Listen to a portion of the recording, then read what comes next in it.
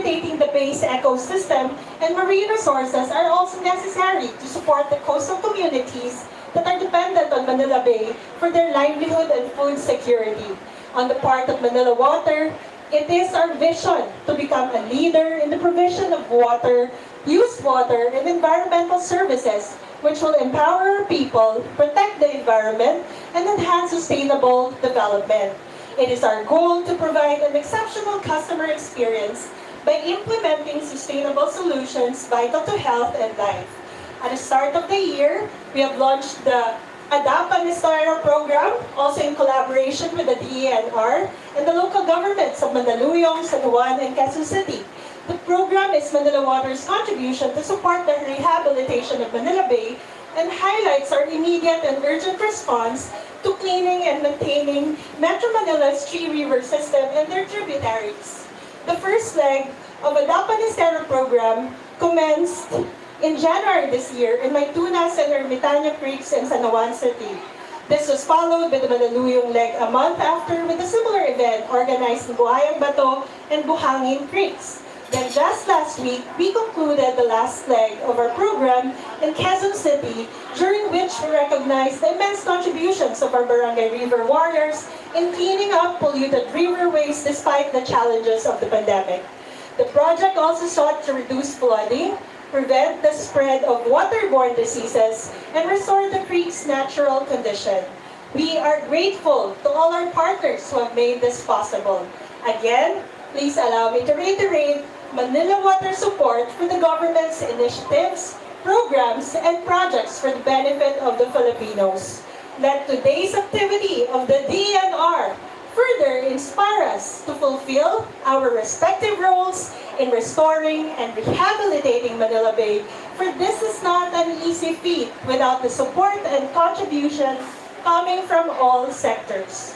True to the Bayanihan spirit, Manila Water shall continue engaging with stakeholders as we jointly steer the country closer to its national development goals. Thank you and mabuhay! Thank you so much, Mama, for that message. Now, may we call on the representative from Manila, Mr. Reynaldo Angeles, for his speech. Good morning, sir.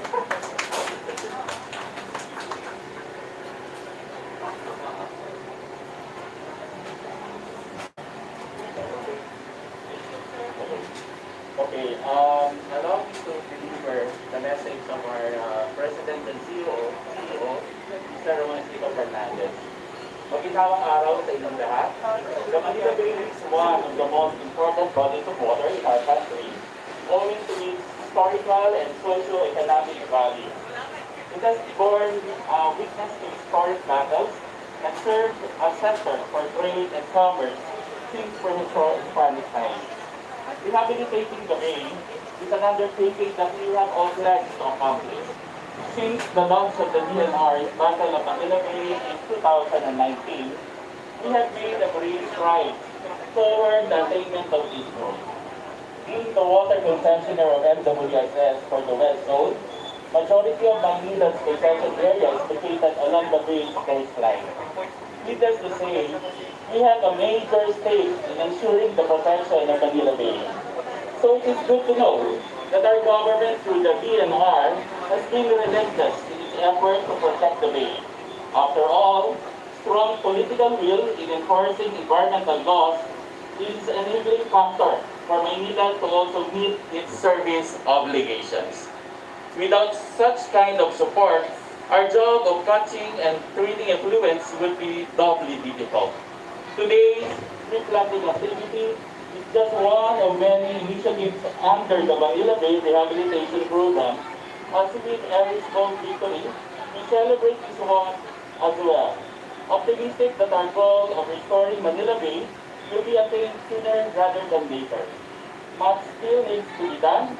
Although the rehab program is an ambitious one, I believe that it is not impossible. As long as we all remain committed to the task and continue working together, we can bring Manila Bay back to its former glory and ensure environmental sustainability for future generations. Again, Manila will continuously support the efforts and initiatives of the government through the DNR. Maraming salamat po. Thank you, sir. Okay, thank you so much, sir, for that. So, last but not the least, may we hear it from the Police Brigadier General, Police Brigadier General John Mitchell V. Hamili for his remarks. Thank you very much. First, I would like to acknowledge Joseph Yunes of the Manila Bay Coordination Office, sir. From the Manila Water Group Director, Sir Karmar Sabata. From the EWSS, Attorney Group Director, Selena Bill. From the Pentamed, Dr. Ellen Rivera. From the Manila, Vice President Head, Annette Ocampo. From the LTU Makati, Department Head, Engineer Alonso de los Santos. Other participating agencies, and also to mention my comrades, my Deputy Director for Operation, Colonel Jacob Nakabali, my OMP, Colonel Oliver Canseco, and of course, our Regional Chief of the NCR Maritime Unit, Colonel Joseph Javier, and all of the participants here. Ladies and gentlemen, a pleasant, maritime, rainy morning to all of you. Well, the PNP Maritime Group, as one of the national support units of the PNP, is expressing full support to all the endeavors of the Department of Environment and Natural Resources. Actually, we are always in coordination with them, especially the USEC Leonardo and USEC Anticorda. So we are Ma'am Gina, salamat po. working hand in hand salamat. in Hairstyle, salamat. the restoration of Manila Bay. And Rebecca Abad, sabi nga, salamat po. as one of the Mandamus agencies, we are also cooperating with other Mandamus agencies, no? And sabi nga, ang objective natin ay to make Manila Bay a swimmable water and clean water ulit. So that is why we in the Maritime Group are doing frequently the activities like scuba surero, coastal cleanup, and mangrove planting. And this activity today, the coconut planting, is also aligned with the ICP of our Chief PNP, or the intensified cleanliness policy of our Chief PNP General Guillermo Lorenzo T. Eliazar. Well, ang komunidad pag malinis, malinis ang pag-iisip, malinis ang pagtatrabaho, maiwasan natin ang magkaroon ng krimen. So that is the direction of our Chief PNP. And also, as you can see in front of you, kung hindi mga tabon, very supportive talaga kami dahil andun yung high-speed tactical watercraft natin. Though it has a big swell right now, pero nandun siya.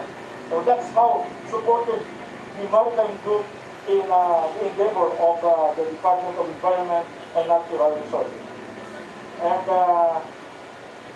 nag-implicate na speak sa akin dito, allow me to read this for the justice of the writer. Let me begin my salutations to everyone from the quote by Lady Bird Johnson. The environment is where we all meet, where we all have a mutual interest. It is the one thing all of us share.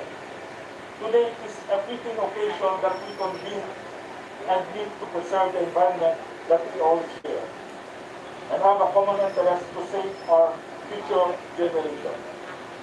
In the face of adversity, we have come to realize that we need to take care of nature because this is the only solace and habitat that we can live. In this time of pandemic, we are confronted with environmental issues as a result of protecting ourselves from the unseen food. Issues on proper garbage disposal, on the use of face masks and face shields, which has become a contributor to pollution in the seas and water.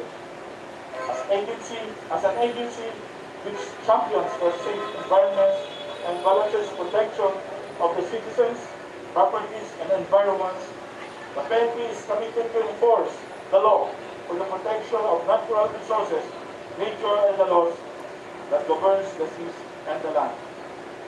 The maritime group of the PNP will be steadfast in championing the conservation of Manila for the generations to come.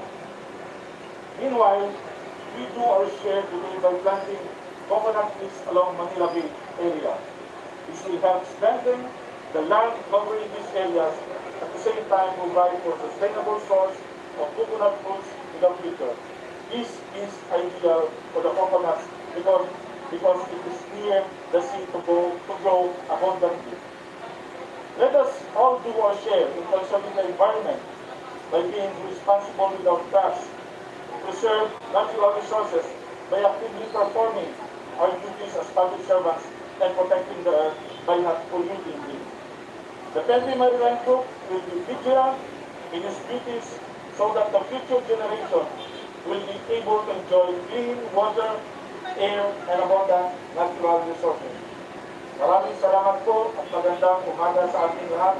Mabuhay po tayong lahat and God bless us all. Alright, thank you, sir, for that. Okay, so again, let's acknowledge our participating agencies. Once I called your agency, pwede po bang itaas natin ang ating kamay or we could stand up so that we can acknowledge the representatives? First, the Manila Bay Walk Vloggers, where are you? Let's give them a hand. Palakpakan naman po natin sila. Alright, thank you so much for coming. Of course. Next is the Pentamed Group of Hospitals. Yes, ang ating mga doctors, thank you so much for coming. Next, right, we have the LGU Makati. Give it a round of applause. Thank you. Of course, our Maynilad. Alright, sir. Hello po. From the Manila Water Company Incorporated. Alright, thank you so much po. And then, of course, we have the Philippine National Police Maritime Group. Alright, thank you, sir. Okay. Moving forward to our program for today, here, okay. May we call on, of course, the Manila Bay Coordinating Office to give us the Manila Bay in retrospect. May we call on their Executive Director, none other than Director Jacob Memban Jr. A round of applause for everyone.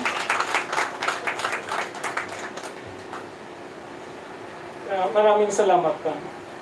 Isang mahangin, maulan, at makakapilikas ang pagbati mula sa amin sa DNR. Binabati ko yung ating kasamahan mula sa PNP Maritime Group, sa MWSS, Manila Water, PCOO, City Government of Makati, yung aking bagong kaibigan. Patigil-tigil po Ating naman mga kaibigan. kababayan. Grupo Maulan ng pa mga din kasi. doctors, yung Pentamed Group of Hospitals, Sa ano tayo? at ang ating laging sumusuporta na vloggers ng Manila Bay. Ipagpaumainin ninyo na hindi makarating si Src.Cimtu at saka si Yusek Jonas.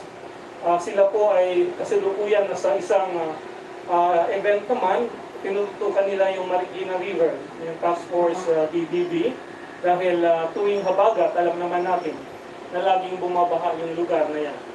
So, tuloy po yung dredging doon at maganda naman yung nangyari. Nitong mga nakaraang araw, hindi masyadong tumaas yung tubig dyan. Malaking tulong yung naging dredging operation natin. gusto ko lang kayong bigyan ng isang maikling kasaysayan. Noong 2008, the Supreme Court has mandated 13 government agencies to clean, rehabilitate Manila Bay, and put it into an SB level or swimming bathing level. At that time, the concerned citizens of Cavite was the one who put the 13 government agencies into task. At that time, the coliform level in Manila Bay is around 50,000 mpm per 100 ml. And the standard level is 100 mpm per 100 ml. In 2008, again, the Supreme Court issued another order. That's a continuing mandamus. Again, mandating the 13 government agencies to clean Manila Bay. Why? Because as a matter of only 3 years, from 50,000 mpm, the coliform level has jumped to 1 million mpm. Just for a matter of 3 years. And then, before 2019, before we launched the battle for Manila Bay, the coliform level in Manila Bay has risen to a shocking level. On your right is the Estero Abad. It has registered 1.1 billion mpm per 100 ml. And in this area, the Remedios area, around 250 million mpm. And on the other side, near the US Embassy, it's around 150 million mpm. So, the task given by the President to Src.Cimtu after cleaning Boracay is to clean Manila Bay. After 2.5 years, we were able to put up the sewage treatment plant on your right, beside the Manila Yacht Club. We were able to dredge the whole Baywalk area of around or more than 500,000 cubic meters of silts. Different kind of silts, from the smallest to the biggest. The biggest is a jeepney. So you can just imagine before, when you pass by Rojas Boulevard, you can smell the awful smell, and you cannot just stand over here for 5 minutes because of the sewage smell. And today, it is our honor to report to you that the Estero Abad, its waters, after being treated by the STP, registered around 10 mpm per 100 ml, well within the standard of 100. Remedios, on the other hand, it's still in the thousands, but not in the millions anymore.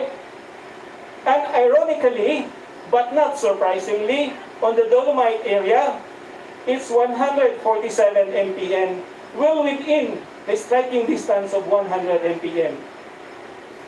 Not surprisingly, because the dolomite is a natural occurring substance in nature, which is composed of magnesium carbonate. Our corals is composed of calcium carbonate, and dolomite just added one, magnesium, which sometimes the doctors would give us as a supplement. Calcium magnesium carbonate is being used in the shrimp industry and in agriculture. It has a neutralizing effect on the pH or acid level. So that's why it's not surprising that on that area, it's the lowest along this 1.7 kilometer stretch of the Baywalk. This is the epicenter of the battle for Manila Bay. And when Src.Cimtu happened to see an old photo of the Rojas Boulevard in the 1960s, it was lined up with a lot of coconuts. Bustling, youthful, beautiful coconut trees. But at the moment, you can see patches of the Baywalk area that don't have coconuts anymore, and some coconuts are already old, and some are dying. So, he has ordered us as part of rehabilitation to plant coconut, and we are happy and privileged to have you here as part of the historical approach in rehabilitating Manila Bay. Your name, your organization will be etched in history as one who planted the coconut trees. You will be honored to tell your sons, to tell your kids, grandkids, that you were able to plant and you were able to contribute in the rehabilitation of Manila Bay. Ang Manila Bay po ay ating. Ang Manila Bay po ay para sa ating mga anak. Ang Manila Bay po ay para sa kinabukasan natin. Hindi po ito pagmamayari ng kahit sino, pero pagmamayari po ito ng ating lahat. Ito po ay ating ipagmamalaki kapag ito ay tuluyan nating malinis at makita natin na yung mga bata ay muling makapaglangoy dito sa karagatan ng Manila Bay. Malapit na po yan sa tulong-tulong natin. So, in behalf of my Src.Cimtu, and my supervising undersecretary of Jonas Leones, kami po ay buong pusong nagpapasalamat sa inyo, sa inyong pagdalo, sa inyong pakikiisa, sa inyong pakikipagtulungan, sa patuloy na pakikipaglaban po para maging malinis ang ating Manila Bay. Marami pong salamat ulit. Alright, thank you so much, Director J, for that. Okay, so this is the moment. Ito po ang historical moment natin and our part 2 na ng ating program. We will now proceed to the coconut planting proper. Our ushers will help you po, will guide you kung saan po tayo mga location spots. Magsisimula po ang ating itabon ng ating mga coconuts. So, sir, we'll start the coconut planting proper na ba? Alright po, our ushers. Simula na tayo mga kababayan.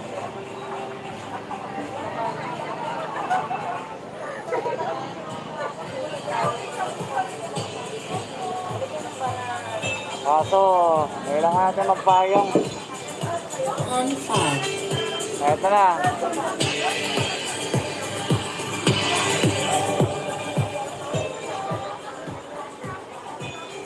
Malakas na yata yung ulan.